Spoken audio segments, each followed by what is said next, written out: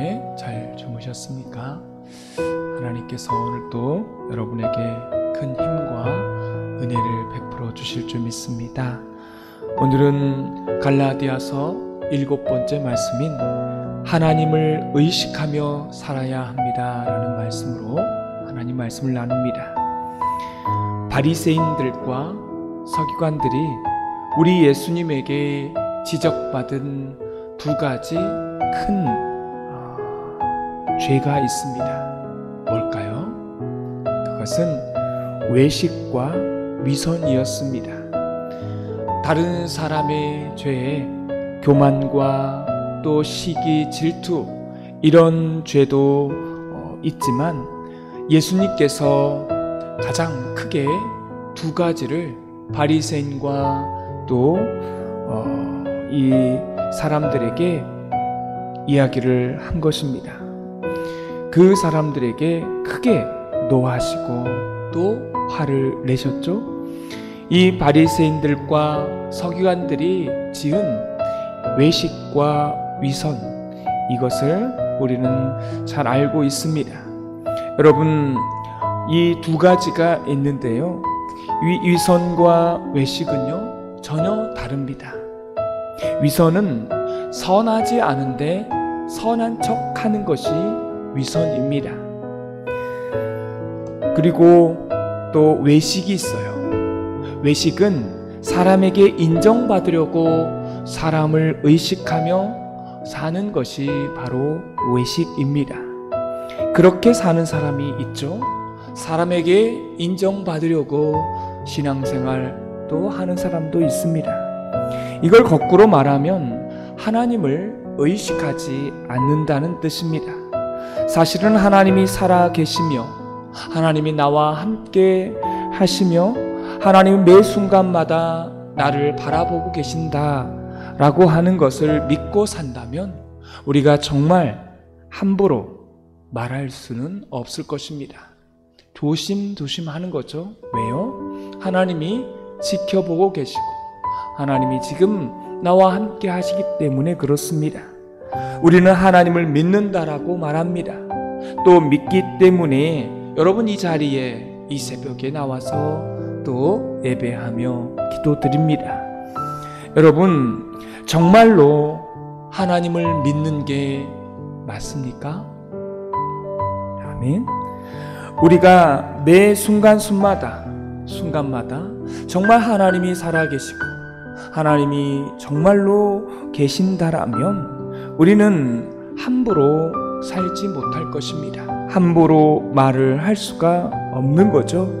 사람을 의식하기보다 하나님을 의식한다라면 하나님 앞에서 우리는 살아가는 것입니다. 정말 하나님을 의식하며 여러분 살고 계십니까? 사람을 의식하며 사는 것은요, 사실 본능적으로 이거는 됩니다. 사람을 의식하며 살아요. 정말 악하면 악할수록요, 이게 더 잘 됩니다. 사람을 의식하게 되는 거죠. 그러나 하나님을 진짜로 믿는 사람은 사람에게 하나님을 의식하며 사는 것은 정말로 어렵습니다. 그리고 또 한 가지 쉬울 수도 있어요. 성령님이 함께 하신다라면, 그래서 우리가 매일매일 살아가면서, 저도 참 이게 외람된 말씀이지만 저도 살아가면서 목사이지만 이게 잘 안 될 때가 있습니다. 어느 날 갑자기 이런 생각이 드는 거예요. 정말 내가 하나님이 계시다는 것을 믿는 사람 맞는가? 정말 목사가 맞는가? 이게 갑자기 떠오를 때가 있습니다. 이 말은 하나님을 부정하고 하나님이 안 계신다 이런 게 아니라 하나님을 의식하며 살지 않는 저의 모습을 보면서 환멸을 느낄 때가 있다라는 것입니다. 그런 고백이 돼요. 아, 정말 내가 목사 맞나? 하나님을 의식해야 되는데 하나님을 의식하는 이런 모습이 내 안에 보이지 않을 때가 있다라는 것입니다. 성경에 보면 예수님의 특별히 분노하시는 게 이 사복음서에 많이 나타나고 있습니다. 그게 뭘까요? 외식하는 바리새인들에 대해서 하나님께서 분노하시는 장면이 사복음서에 다 나와 있습니다. 그들에게 회칠한 무덤이라고 말했어요. 여러분, 회칠한 무덤이 무엇입니까? 속에는 시체가 지금 썩어서 구더기가 드글드글하고 그렇게 잔뜩 있고 냄새가 나는데 겉모양은 아주 그럴싸한 모습이라는 것이죠. 그리고 이렇게 외식하는 바리새인들에게 특별하게 예수님께서 저주하셨습니다. 뭐라고 저주하셨나요? 독사의 자식들아 라고 그렇게 저주를 퍼부었습니다. 여러분, 우리 예수님은요 막말을 하시는 분이 아니세요. 근데 단 한 대상에게만 이 용어를 쓰셨습니다. 근데 이 대상이 누구냐면 외식하는 바리새인들이었습니다. 하나님을 믿는다고 말하면서 하나님을 의식하지 않는 이런 사람을 향하여서 왜 이런 말을 했을까요? 왜 이런 말을 했을까요? 저주를 했어요. 이게요 구제불능이기 때문에 그렇습니다. 어떻게 할 수가 없는 거예요. 이런 사람들은 결국 이들이 예수님을 십자가에 못 박는, 살해하는 그런 일을 벌이지 않습니까?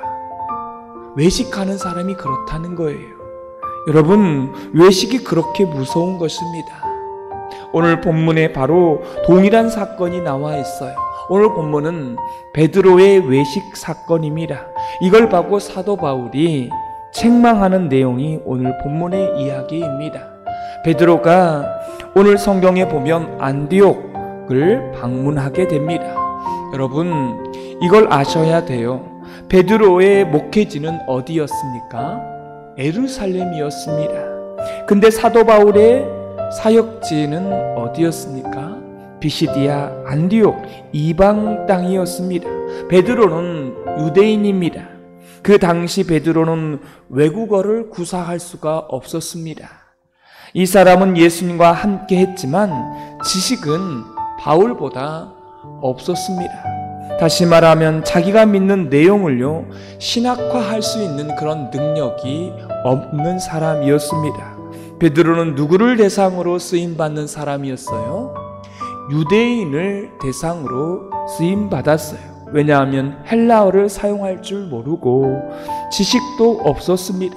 신학화할 능력도 없었습니다.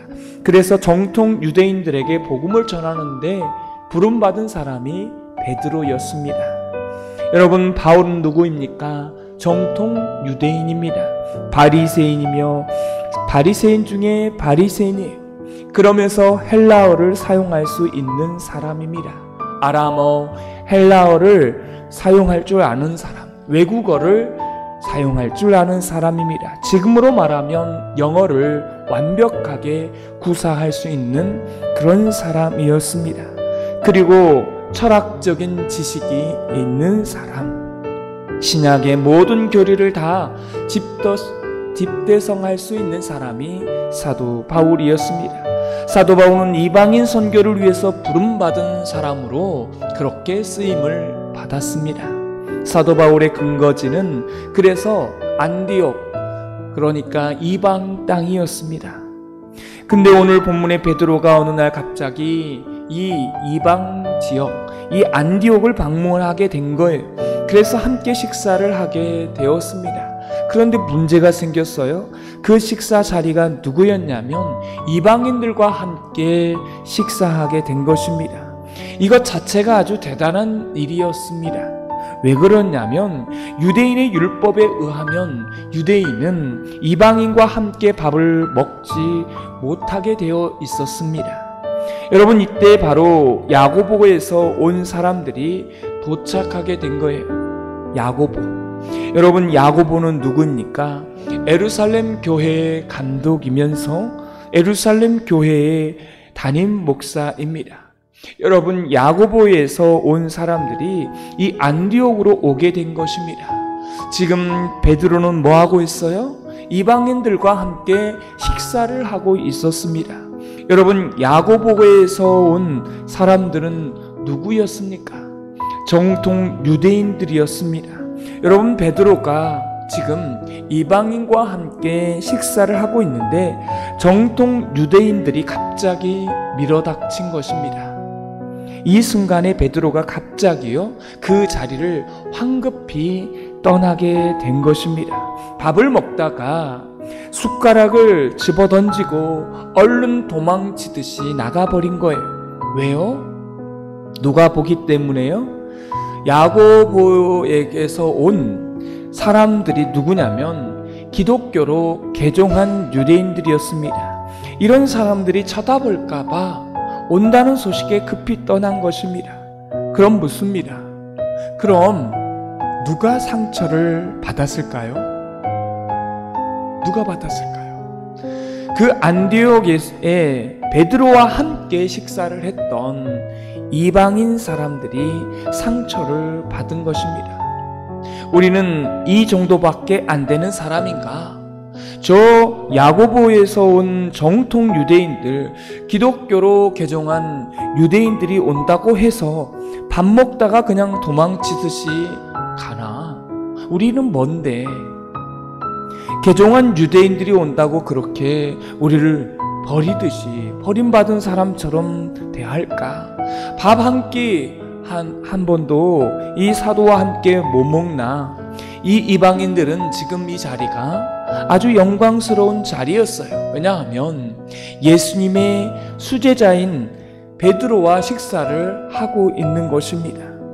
자기들은 지금 그런데 어떻게 된 거예요? 개 취급받고 있는 것입니다. 근데 복음이 자기들을 그리스도 안으로 초청하지 않았습니까? 비록 이방인이지만 예수님을 믿겠다고 한 사람들입니다. 그 사람들이 지금 베드로와 함께 식사를 하고 있는 거예요. 그런데요, 이 영광의 자리가 갑자기 엉망이 돼버린 것입니다. 이걸 오늘 성경의 사도 바울이 알게 된 거예요. 그때 베드로를 불러다가 어떻게 했다고요? 책망을 했다는 것입니다. 네가 어떻게 그럴 수 있느냐? 근데 여기서 중요한 게 있습니다. 여러분, 이 사도 바울은 베드로를 책망할 수 있는 위치였습니까? 아니었습니까? 아니었어요. 왜냐하면 늦게 사도가 된 사람 아닙니까? 예수님과 함께 하지도 않았어요. 지금 사도성을 부정당할 수밖에 없는 그런 상황 속에 사도 바울이지만 이 베드로를 불러다가 딱 한마디 책망을 하는 겁니다. 너는 위선을 떨었다. 너는 오늘 성경의 외식자였다. 이 말로요 베드로를 책망하게 됩니다. 여러분, 왜냐하면 여기는 이유가 있는 겁니다. 예루살렘 공의에서 이방인들이 유대인으로 이방인들이 예수님을 믿는 기독교로 개종할 때 단 3가지 규정만 했습니다. 이 3가지 외에는 다 받아주는 걸로 했어요. 첫 번째가 음행하지 말라. 두 번째는 우상 숭배하지 말라. 세 번째는 목매어 죽인 그런 짐승을 먹지 말라. 최소한의 이 3가지만을 규정을 해놓고 그 외에는 다 받아주는 걸로 했다는 겁니다. 그물을 넓게 친 것입니다. 그런데 묻습니다. 이방인과 함께 식사하지 말라는 내용이 있었습니까? 없었습니다. 이방인으로서 기독교로 개종한 사람과 식사하지 말라, 이런 규정은 예루살렘 교회 안에 그렇게 내린 적이 없습니다.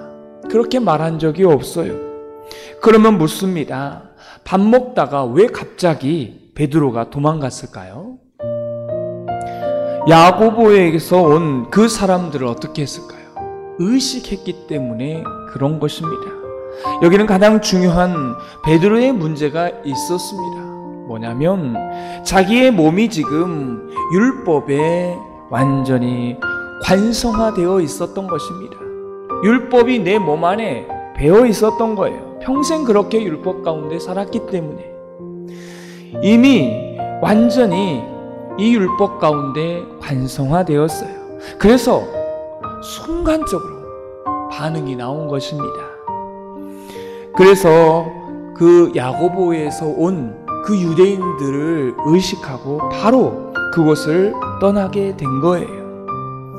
여러분, 근데 저들은 지금 하나님의 백성이면서 기독교로 개종한 사람들이었어요. 굳이 눈치 볼 필요가 없었던 거고, 예루살렘 공의회에서 이미 그런 내용도 없었고, 그 자리에서 같이 밥을 먹어도 됐던 상황이었는데, 베드로는 옛날에 자기가 가졌던 그 율법에 매어있는 그 관습에 있었기 때문에 자기도 모르게 그렇게 사람 눈치를 보게 된 것입니다.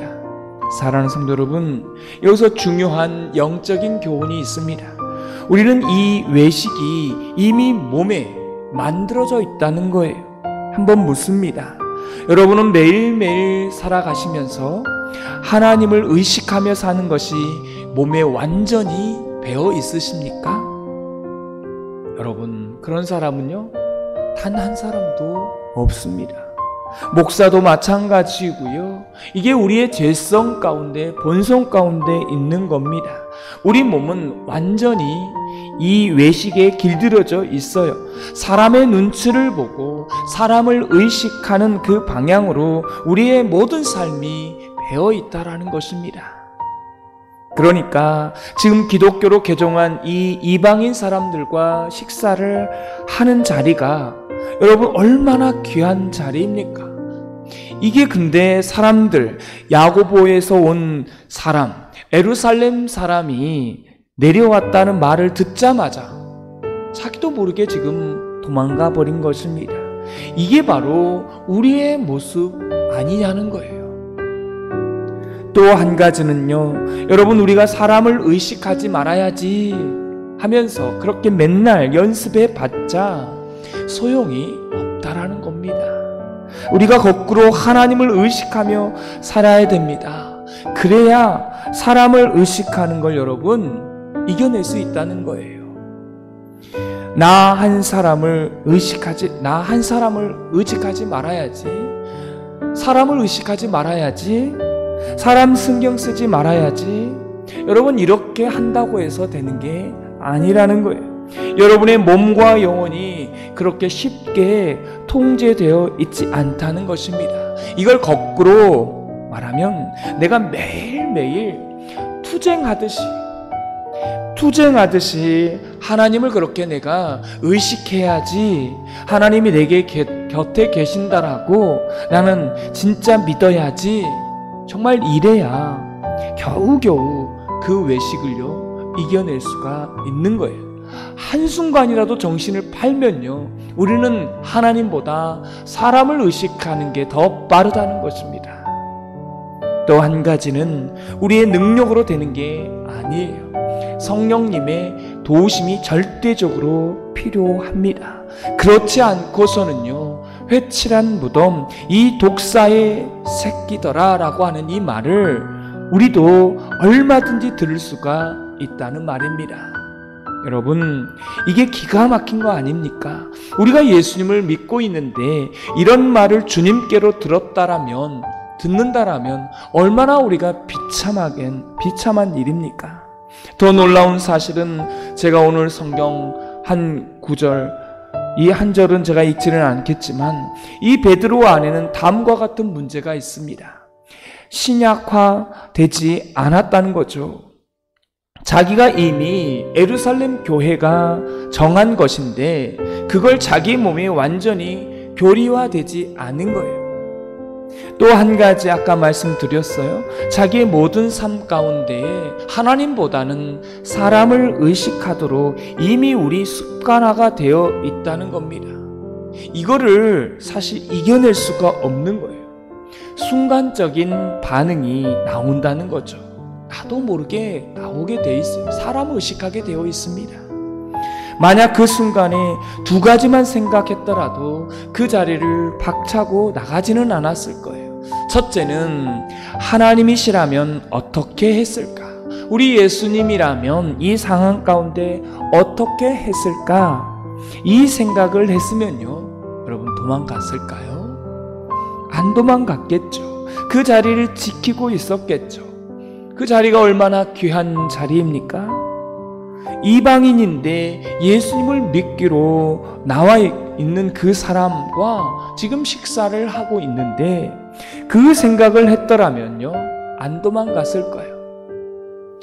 그 앞에서, 이방인 앞에서 얼마나 이게 사실은 그 사람들을 무안하게 하고 정말 그 사람들에게 상처를 주는 일이겠습니까? 이 생각만 했더라도 그 자리를 박차고 나가지는 않았을 거예요. 여러분, 이 두 가지, 정말 하나님이라면, 예수님이라면 이 상황을 어떻게 했을까? 지금 이 이방 사람이 상처를 받을까 안 받을까, 이 생각을 했더라면 절대 그 자리를 박차고 나가지 않았을 것입니다.